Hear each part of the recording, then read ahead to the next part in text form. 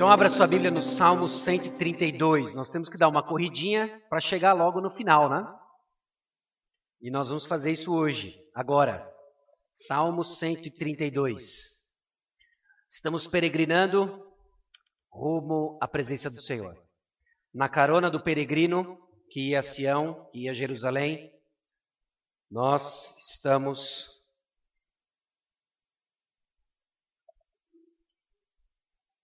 caminhando.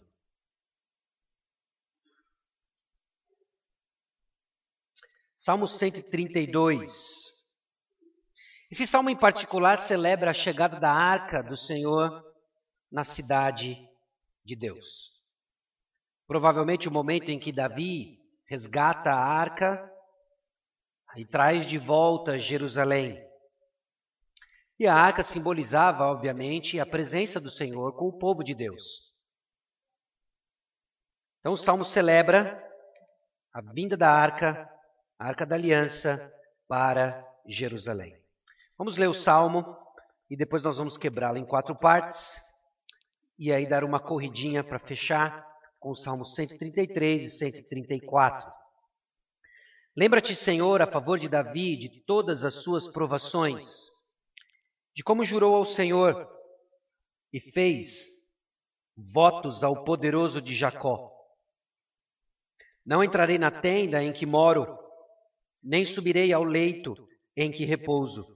Não darei sono aos meus olhos, nem repouso às minhas pálpebras, até que eu encontre lugar para o Senhor, morada para o poderoso de Jacó.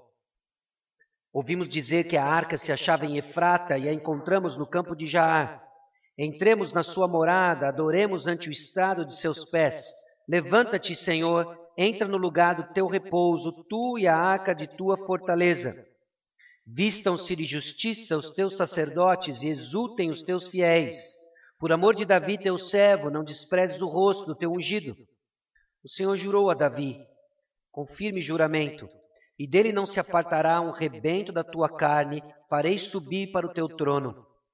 Se os teus filhos guardarem a minha aliança e o testemunho que eu lhes ensinar, também os seus filhos se assentarão para sempre no teu trono.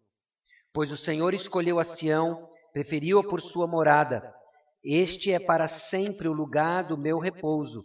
Aqui habitarei, pois o preferi. Abençoarei com abundância o seu mantimento, e de pão fartarei os seus pobres. Vestirei de salvação os seus sacerdotes, e de júbilo exultarão os seus fiéis. Ali farei brotar a força de Davi. Preparei uma lâmpada para o meu ungido. Cobrirei de vexame os seus inimigos, mas sobre ele florescerá a sua coroa. Irmãos, nós vamos celebrar a presença de Deus. O que vemos aqui neste salmo, em particular, é a celebração da presença de Deus. E ela começa com uma verdadeira devoção. O que nós vemos descrito nos versículos 1 a 5 é o anseio do salmista pela presença do Senhor. Verdadeira devoção começa com o anseio pela presença do Senhor. O ato, então, de lembrar denota um tipo especial de lembrança, como Deus lembra quando a sua aliança foi ameaçada de forma séria e significativa por um terceiro elemento, por um inimigo, por alguém externo. Ele lembra, então, da aliança abraâmica, quando Israel estava no Egito e quando Israel havia pecado contra o Senhor. Ele lembra disso e lembra da fidelidade de Deus, nutrindo sua devoção. A lembrança do Senhor é para abençoar o seu povo. Deus se lembra, Deus se recorda, Deus está atento e Ele está atento para nos abençoar. Qual é o voto de Davi? O voto de Davi é justamente para fazer um lugar de habitação para o Senhor. Verdadeira devoção encontra, meus irmãos, sossego na presença do Senhor.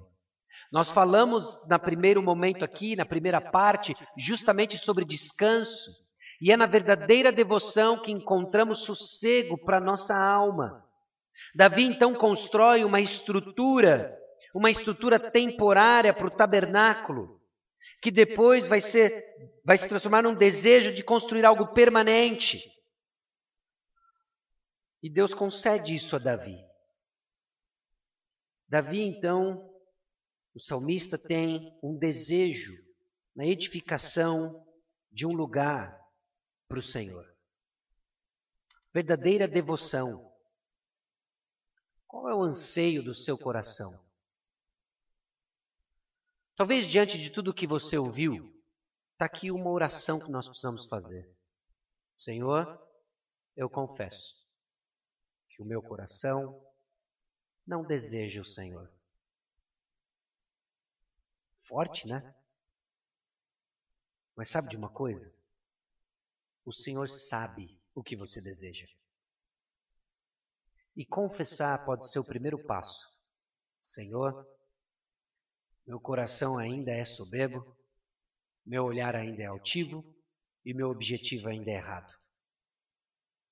E isso está óbvio na minha devoção. Eu me animo para assistir um filme e me arrasto para fazer devocional.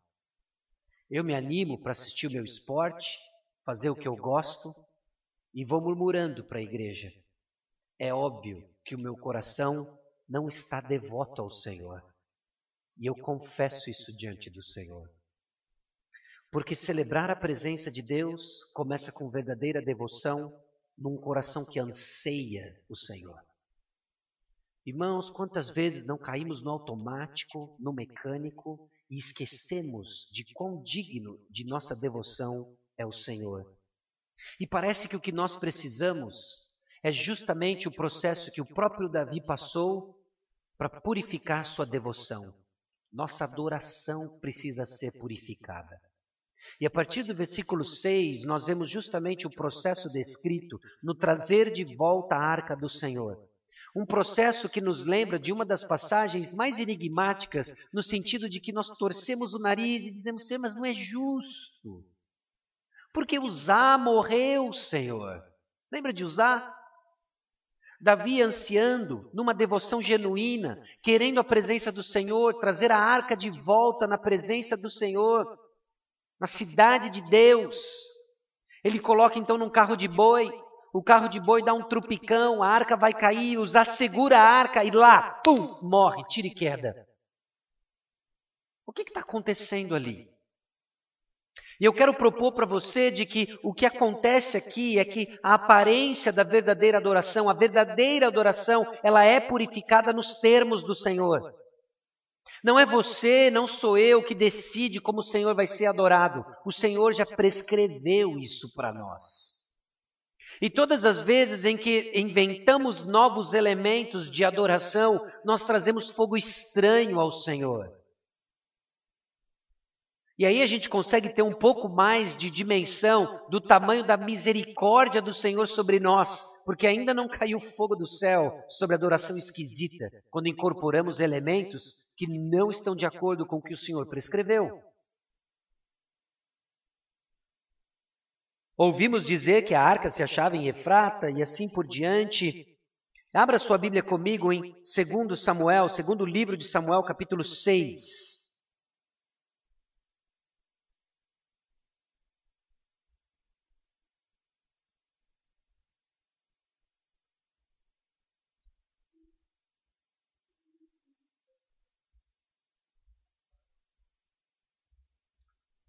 Versículo 1 em diante. Tornou Davi a juntar todos os escolhidos de Israel em número de 30.000. Dispôs-se e com todo o povo que tinha consigo, partiu para Baalá de Judá, para levarem de lá para cima a arca de Deus, sobre a qual se invoca o nome do Senhor dos Exércitos, que se assenta acima dos querubins. Puseram a arca de Deus num carro novo e a levaram da casa de Abinadab, que estava no outeiro, e Uzá e Aiô, filhos de Abinadab, guiavam o carro novo. Levaram-no com a arca de Deus da casa de Abinadab, que estava no outeiro, e Aiô ia adiante da arca. Davi e toda a casa de Israel alegravam-se perante o Senhor, com toda sorte de instrumentos de pau de faia, com harpas, com saltérios, com tamboris, com pandeiros e com símbolos. Quando chegaram à ira de Nacon, estendeu Uzá a mão à arca de Deus e a segurou, porque os bois tropeçaram. Então a ira do Senhor se acendeu contra Uzá, e Deus o feriu ali com esta irreverência, e morreu ali junto à arca de Deus. Desgostou-se Davi, porque o Senhor irrompera contra Uzá, e chamou aquele lugar Pérez Uzá, até o dia de hoje. Temeu Davi ao Senhor naquele dia e disse: como virá a minha arca do Senhor? Não quis Davi tirar para junto de si a arca do Senhor, para a cidade de Davi, mas a fez levar a arca à casa de Obed-edom, o geteu. Ficou a arca do Senhor em casa de Obed-edom, o geteu, 3 meses, e o Senhor o abençoou e a toda a sua casa. Ponto de interrogação. O que aconteceu aqui? Meus irmãos, nós vamos celebrar a presença do Senhor nos termos do Senhor. Davi passou tempo demais com os filisteus. E ele esqueceu alguns termos básicos da adoração ao Senhor. 1 Samuel capítulo 6 nos ajuda e nos dá pistas do que os filisteus faziam para carregar objetos sagrados. 7 meses esteve a arca do Senhor na terra dos filisteus. Estes chamaram os sacerdotes e os adivinhadores e lhes disseram: que faremos da arca do Senhor? Fazei-nos saber como a devolveremos para o seu lugar? Responderam eles: quando enviardes a arca de Deus de Israel, não a envieis vazia, porém enviá-la-eis a seu Deus com uma oferta pela culpa. Então sereis curados e sabereis porque a sua mão se não tira de nós. Então disseram: qual será a oferta pela culpa que lhe havemos de apresentar? Responderam: segundo o número dos príncipes dos filisteus, 5 tumores de ouro, 5 ratos de ouro, porquanto a praga é uma mesma sobre todos vós e sobre todos os vossos príncipes. Fazeis umas imitações dos vossos tumores e dos vossos ratos, que andam destruindo a terra, e dai glória ao Deus de Israel. Porventura, aliviará a sua mão de cima de vós e do vosso Deus e da vossa terra? Por que, pois, endurecereis o coração como os egípcios e Faraó endureceram o coração? Porventura, depois de os haverem tratado tão mal, não os deixarem ir e eles não se foram? Agora, pois, fazei um carro novo. Tomai 2 vacas com crias, sobre as quais não se pôs ainda jugo, e atai-as ao carro seus bezerros, levá-lo-ás para casa. Então tomai a arca do Senhor, e ponde-a sobre o carro, e metei num cofre, ao seu lado, as figuras de ouro que lhe haveis de entregar como oferta pela culpa, e deixá-la ir. Quem colocou a arca do Senhor sobre um carro de boi? Os filisteus. Como a arca deveria ser carregada? Não era num carro de boi. Meus irmãos, Deus está tratando com Davi, e é severo porque a adoração do Senhor é coisa séria. Não compete a nós dizer como Deus é adorado. Deus já estipulou como Ele é adorado. Não há outro nome senão o nome do nosso Deus. Davi precisa entender de que se você vai ser um rei, segundo o meu coração, Davi, você adora de acordo como eu estipulei. Não é assim que carrega a minha arca. Pérez Uzá, feriu ali o Senhor Uzá. E agora Davi se pergunta como é que a arca é levada. Depois de tanto tempo entre os filisteus, Davi incorpora a adoração pagã. Meus irmãos, nessa peregrinação há um risco na minha adoração e na sua, de colocarmos no centro da nossa adoração alguém que não é o Senhor, e via de regra se resume a nós. Nos reunimos e tornamos nós mesmos a referência da adoração.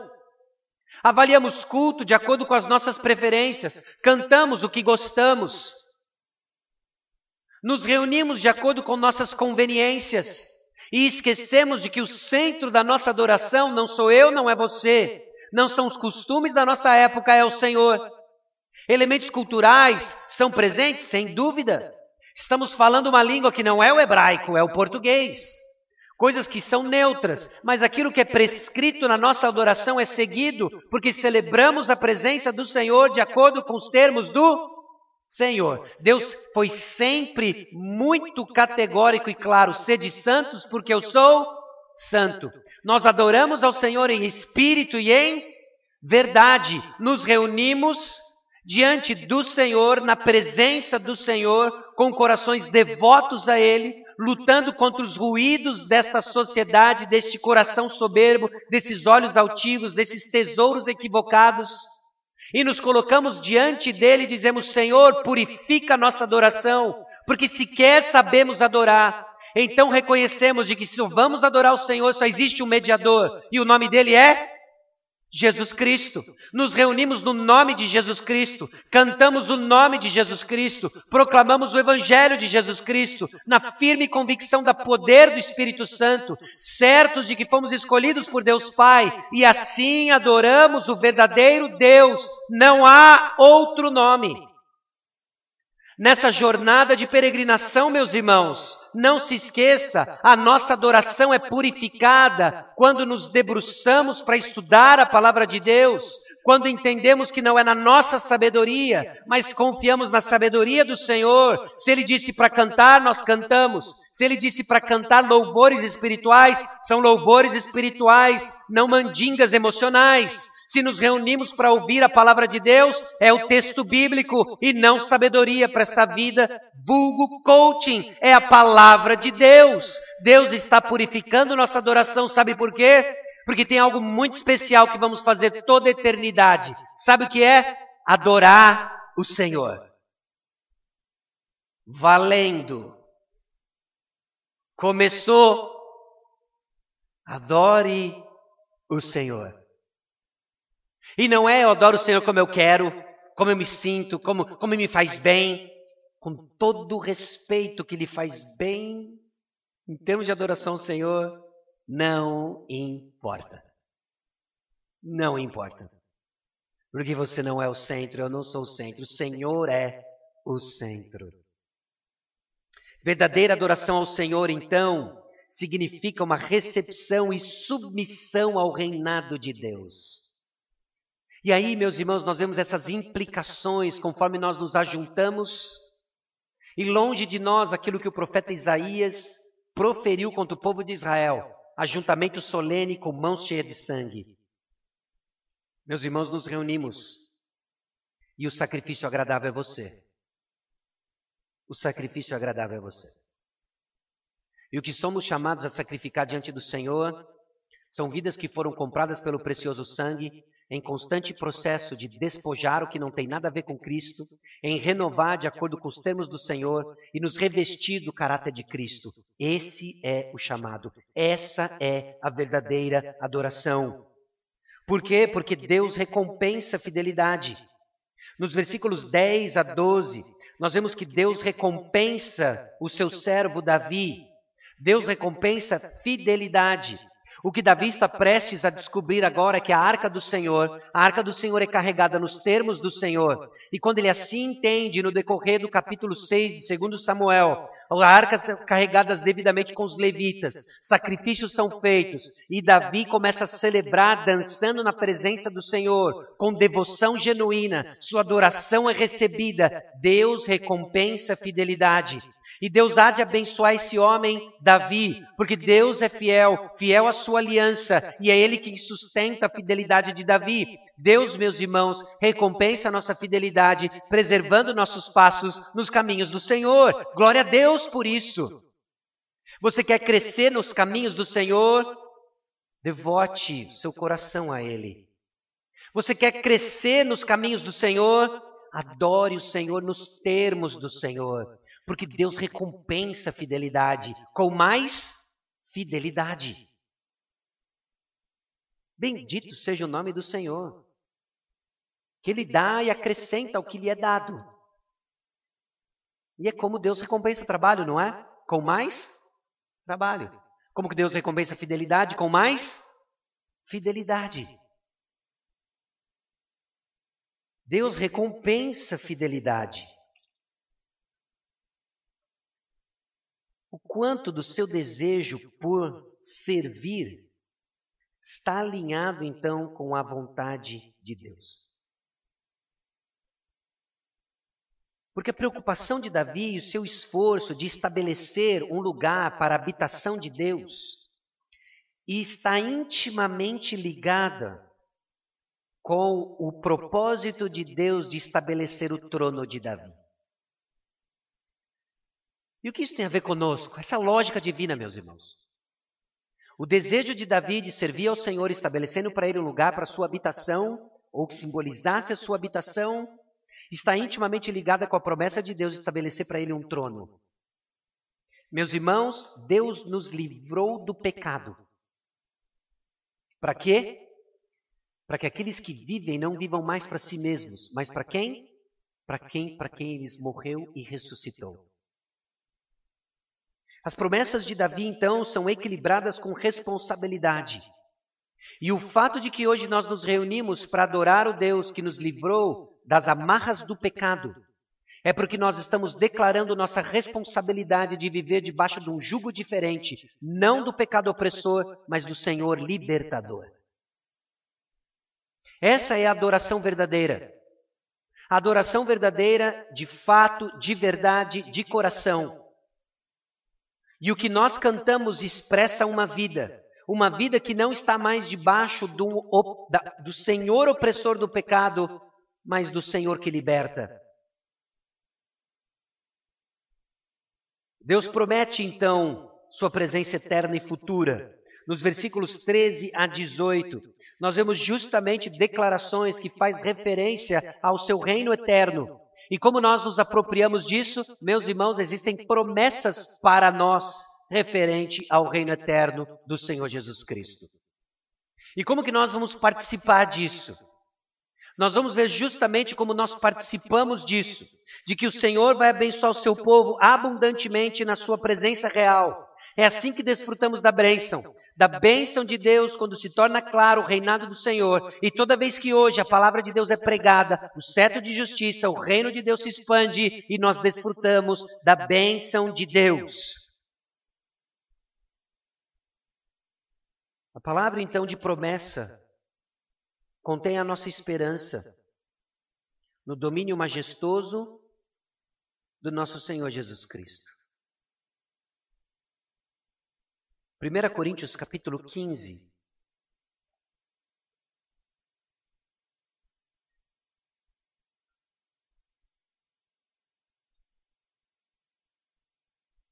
Versículos 25 a 28.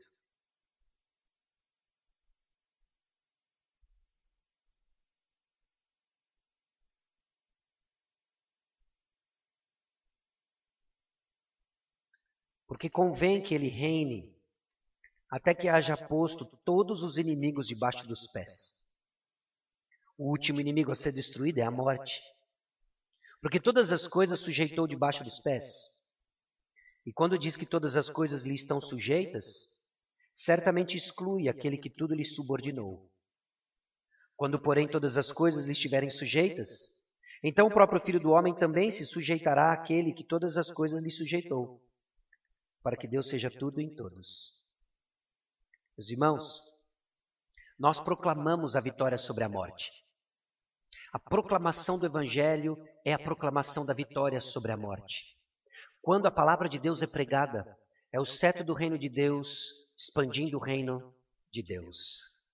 E aquilo que Davi apenas vislumbrou, aquilo que ele viu nas sombras das coisas do tabernáculo, nós hoje desfrutamos de forma sublime e plena em Cristo Jesus.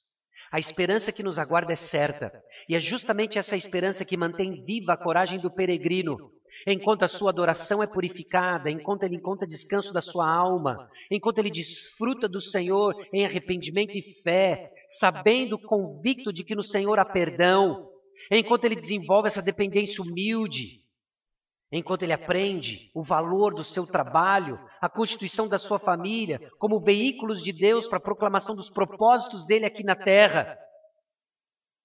Enquanto ele aprende essa dependência humilde, num ambiente hostil, de pessoas que teimam pela guerra quando é pela paz, meus irmãos, nossa adoração é purificada na proclamação da palavra de Deus e nos apropriamos das promessas pelas quais Cristo Jesus nos purifica. Então deixa eu dar para você algumas implicações práticas daquilo que nós vimos de profunda teologia aplicada para nós hoje. E é impressionante como os padrões de Deus se repetem, eu tenho dito isso para os irmãos, essa trajetória teológica. em que os apóstolos constroem e nos dão mais informação em cima de outras informações que já são dadas, de que as promessas de Deus referente à sua vinda, as promessas de Deus nos dadas sobre a eternidade futura, é justamente o meio pelo qual conhecemos de Cristo Jesus e somos purificados de nossas paixões mundanas. É a forma como Deus nos transforma, e essa transformação é vista em você crescendo em caráter. E quando você assim cresce em caráter, você demonstra que não esqueceu do cetro do reino de Deus, a proclamação do perdão dos pecados. Sua fé não é inoperante, sua fé não é ineficaz. Ela é viva, ela dá frutos. E assim Deus nos preserva de tropeços. Abra sua Bíblia em 2 Pedro capítulo 1.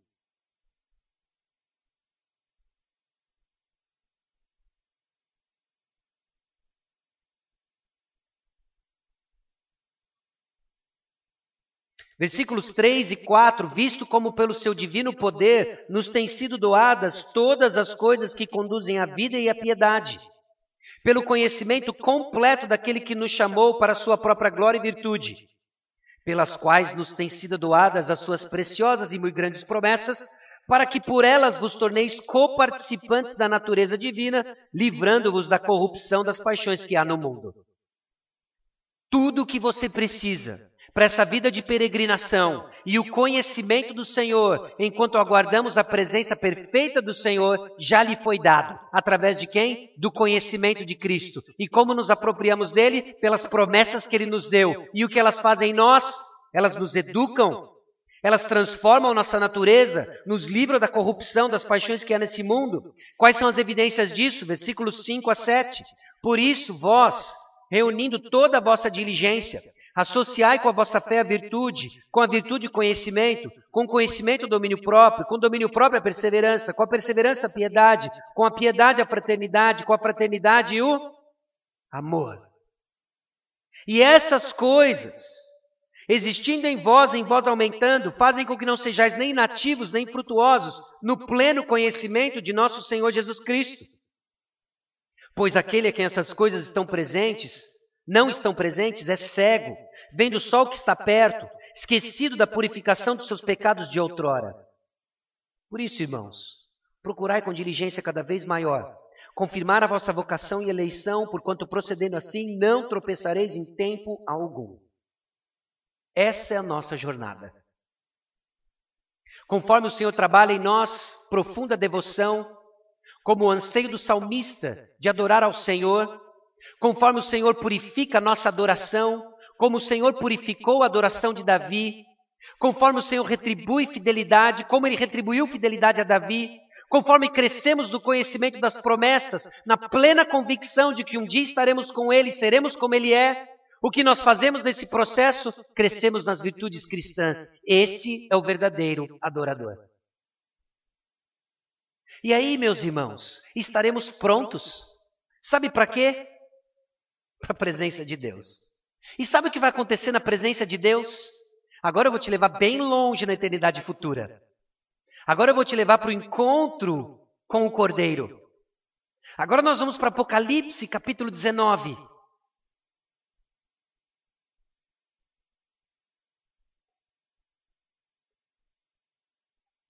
Apocalipse capítulo 19, versículos 6 a 8. Então ouviu uma como a voz de numerosa multidão, como de muitas águas e como de fortes trovões, dizendo: Aleluia, pois reina o Senhor nosso Deus, o Todo-Poderoso.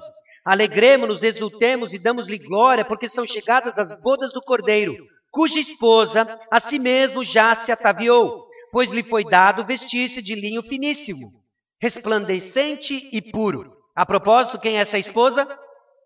Somos nós, a igreja. E o que é essa roupa? Porque o linho finíssimo são os atos de justiça dos santos. A sua ética não é moralismo superficial. A sua ética é o preparo do vestido que iremos usar nas bodas do Cordeiro. A forma como você vive importa. E Deus está lhe chamando ao arrependimento de uma porção de coisas ao longo dessa semana e da sua trajetória. Porque Ele está dando para você um vestido lindo para usar nas bodas do Cordeiro. Um dia vestiremos esse lindo vestido.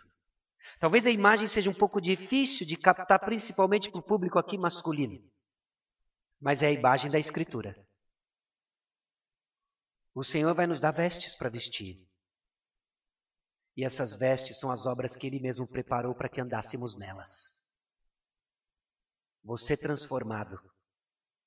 Você santificado. Para o dia em que encontraremos nosso Senhor. Nessa jornada seremos provados, tentados. Reagiremos mal. Tropeçaremos.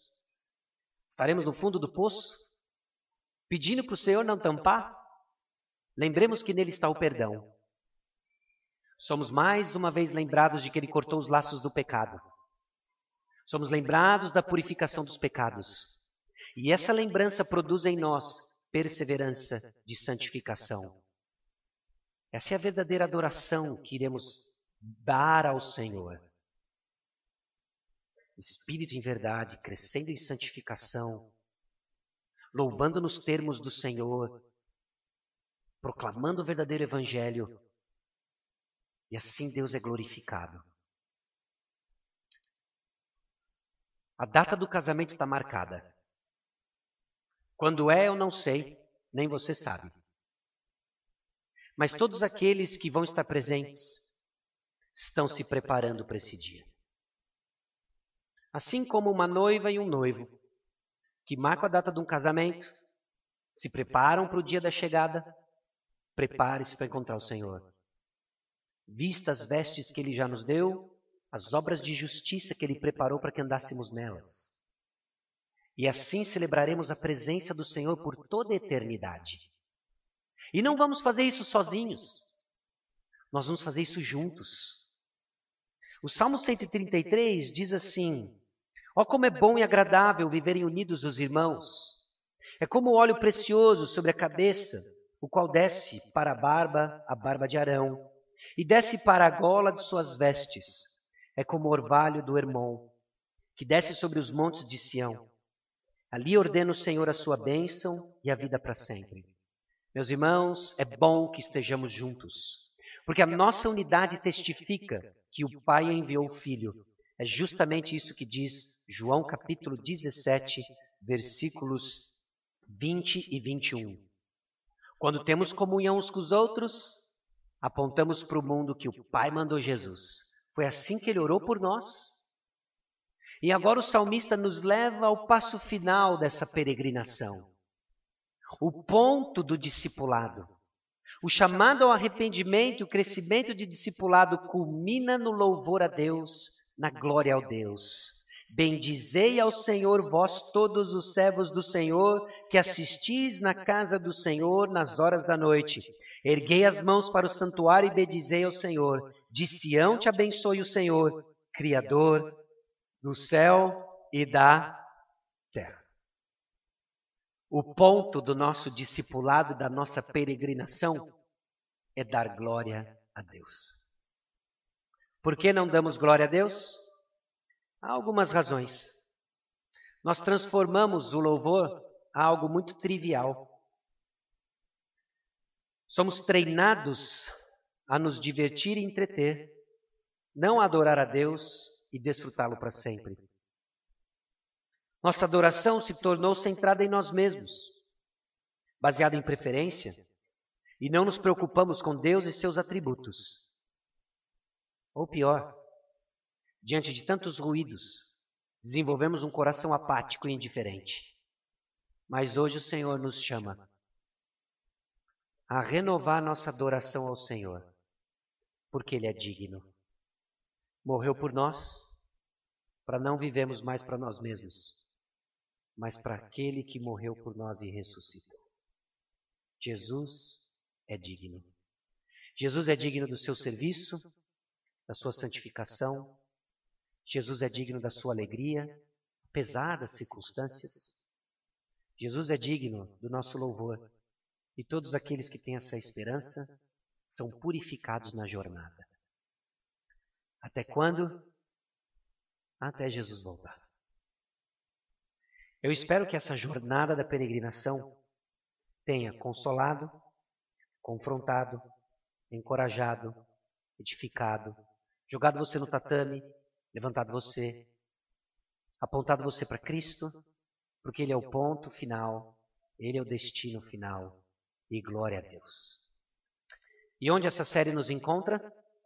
Talvez ela encontre você, que está animado no serviço do Senhor. Então continue animado, porque Jesus é digno. Lembre-se da jornada, siga cantando e desfrute da presença do Senhor junto com seus irmãos. Talvez essa série encontrou você cansado. Cansado dos seus próprios pecados, cansado dos pecados dos outros, cansado desse mundo caído, confuso, cheio de barulho. Encontre descanso nos braços do Senhor. Talvez essa série encontrou você confuso, ouvindo alguma coisa de Jesus, de peregrinação, não entendendo bolhufas que esse cara está falando, ao mesmo tempo que algumas coisas faziam sentido, porque você se identificava com essa vida doida que você está vivendo. Você se identifica com cansaço. E eu estou aqui para te dizer que a razão disso é porque você está separado de Deus. E Jesus veio até nós. E hoje é dia de salvação. E Ele chama você a se arrepender dos seus pecados, sair desse atalho de vida louca e entrar rumo à nova Jerusalém. E o caminho é Jesus Cristo. Hoje é dia de salvação para alguns. Como Deus vai usar, eu não sei. O Espírito sabe. A bomba está lançada e o reino continua. Jesus vai edificando usando aquilo que nós professamos durante essa semana. O cetro da proclamação do Evangelho. Amém? Eu quero orar por você, encerrando o nosso tempo.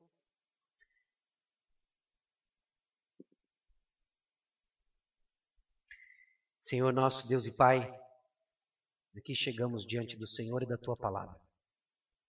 Muito maior que a nossa capacidade de compreensão, muito maior do que a nossa capacidade de proclamação, mas convictos, ó Deus, de que ela é clara e de que ela é usada na atividade do Teu Santo Espírito de abrir o entendimento do homem, de abrir o nosso entendimento, de nos tirar de onde estamos e nos mover para o próximo passo em nossa jornada rumo ao Senhor. A verdade, ó Deus, é que desanimamos, a verdade, ó Deus, é que perdemos o foco. Então anima, ó Deus, os peregrinos aqui presentes a continuar olhando para o autor e consumador da nossa fé, rumo, ó Deus, a Nova Jerusalém. E como peregrinos no passado fizeram, apenas buscando a sombra das coisas que hoje desfrutamos, que o nosso coração seja animado a perceber mais uma vez a grandeza do poder de Jesus Cristo, para honra e glória a Deus o Teu nome, em nome de Jesus. Amém.